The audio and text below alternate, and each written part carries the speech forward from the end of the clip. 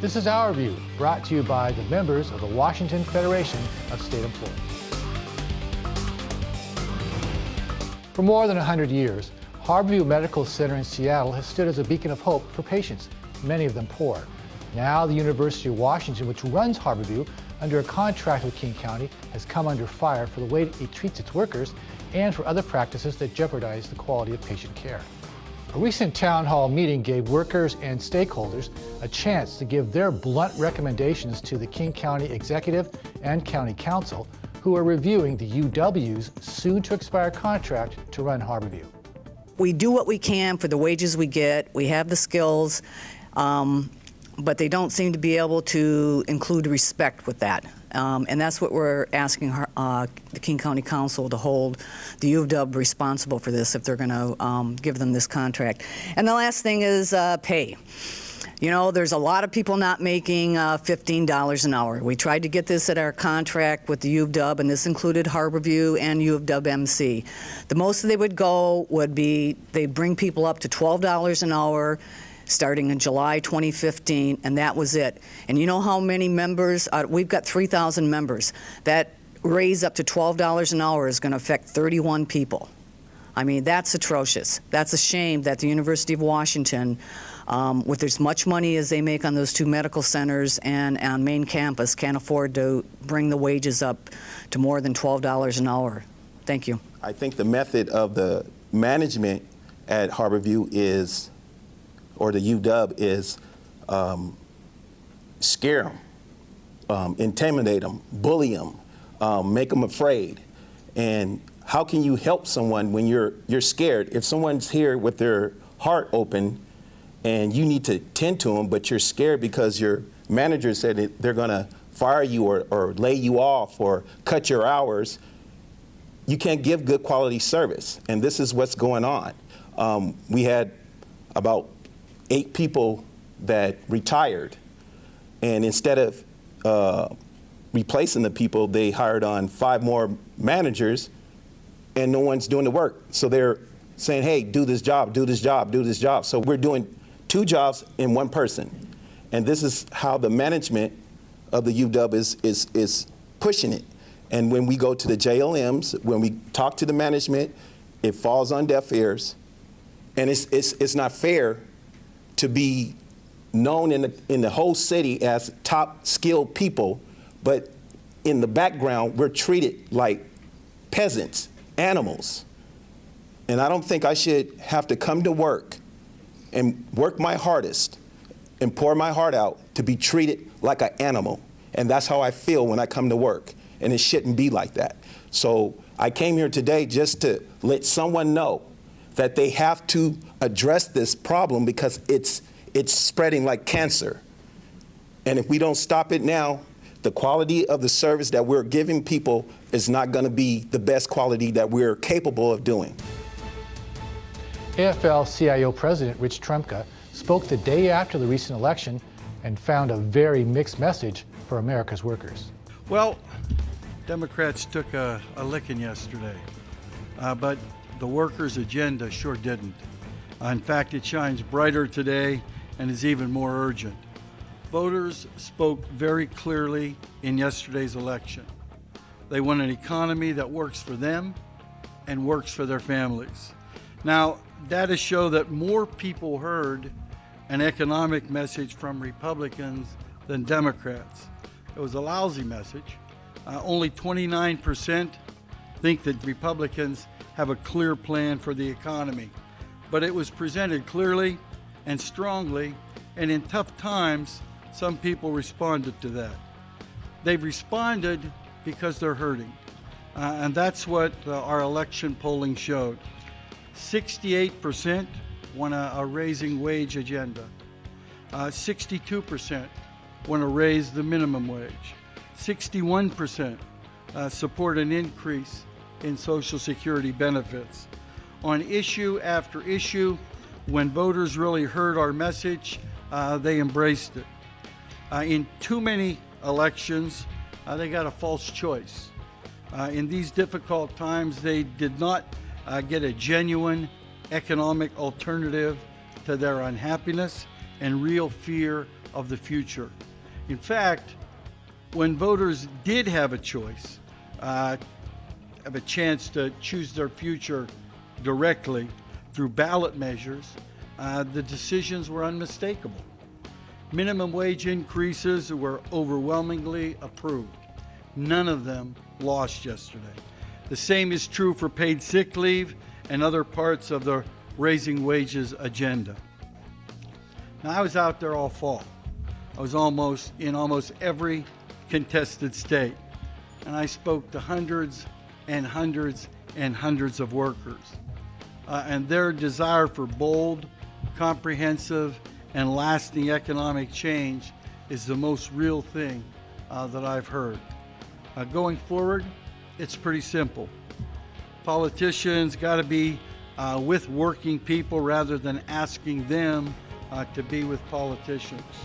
In Alabama, the management of the Mercedes-Benz plant actually encouraged their workers to form a union. At the same time, Alabama's governor led the campaign to defeat efforts by the workers to organize with the United Auto Workers. A labor leader in Germany, home to the auto manufacturer, was asked his reaction to a governor getting into the decision that should be made by the workers. That's what you get to when you just think in purely ideological terms. If you think in, longer-term economic development for your company, for your region, then you would go for a different kind of model. You would go for strong worker participation in companies. We have in Germany a model of co-determination at two levels, where we have works councils, that is representatives of workers in the company, which are supported by the union from the outside. And in addition, from a certain size of the company, we have board-level employee representatives who have their say in supervisory committees. And all empirical studies about the system, how co-determination, worker involvement, worker participation works, have shown that companies are more performant, are more productive, pay better wages, have higher productivity than those who haven't. Fact is that without going as far as saying that the German model is superior, it's perhaps not, but we have had very good experiences for decades that worker participation pays off both for workers and for the company in a longer perspective. It's different from a model that is based on hire and fire, non-union or union busting strategies. The Charities Division of the Washington Secretary of State's office provides a way for you to make good choices when you're being solicited for donations. During the holiday season, you get lots of calls and mail asking you for money, and you need to know something about who's doing the asking. This time of the year, during the holiday season and charitable solicitations are at their peak, we want the public to be cautious and be aware and to give wisely. So when you're contacted by the organizations asking for contributions, we want you to contact the Secretary of State's Charities Program and find out what you can about that solicitor and find out if they're registered with our office, as they are required to be registered by law. Many times you're contacted by a commercial fundraiser who also have to be registered with the Secretary of State, and many times you don't know that the person you're talking to on the other end of the phone is a commercial fundraiser, and they keep a large portion of your contribution.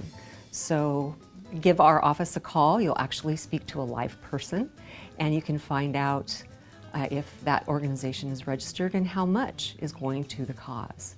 If you can't call, you can always check online. You can enter the name of the organization and find out as well how much is going to the cause. A lot of the fraud happens during disasters, whether it's the Sandy Hook, the mudslides. People see something during a tragedy and they want to help.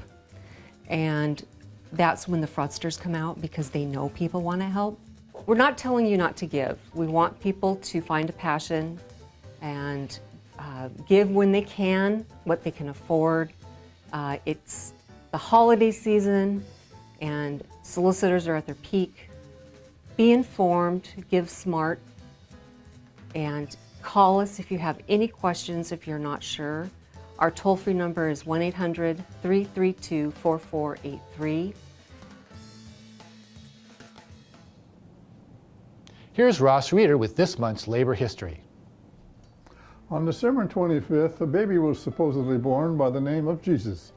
In all likelihood, this was not the actual day, but the winter solstice was celebrated around that time in those days. Also, astronomers know the stars weren't right at the time. But Jesus' father was a carpenter in Nazareth. Legend tells us that young Jesus learned carpentry from his father Joseph.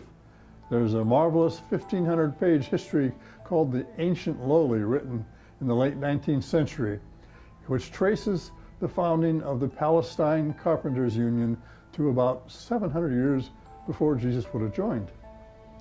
December was a big month for the IWW in several ways. On the 3rd, the IWW Brotherhood of Timber Workers organized in 1910.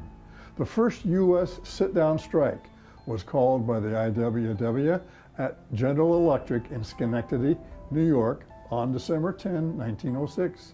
In Australia on December 21, 1916, they outlawed the IW. All of that and Christmas shopping too.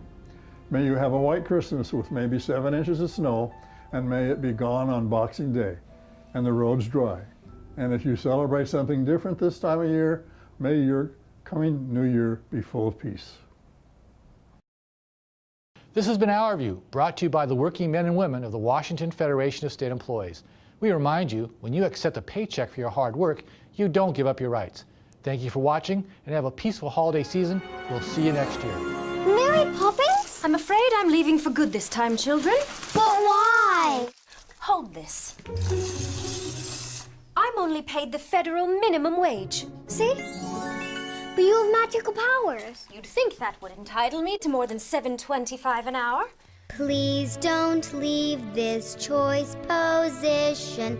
We will die of malnutrition. Jane, don't be dramatic. In every job that must be done, you must be paid in more than fun. You get your paycheck and snap. Federal and state income tax, Medicare and Social Security? Why, you're living below the poverty line. And every job you start to do can quickly go askew. The pay's too low. I can't live on this dough.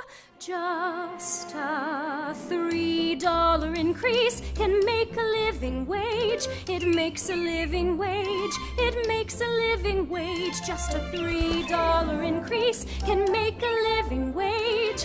I don't get these birds for free. A penguin hopping off to work is feeling like a stupid jerk.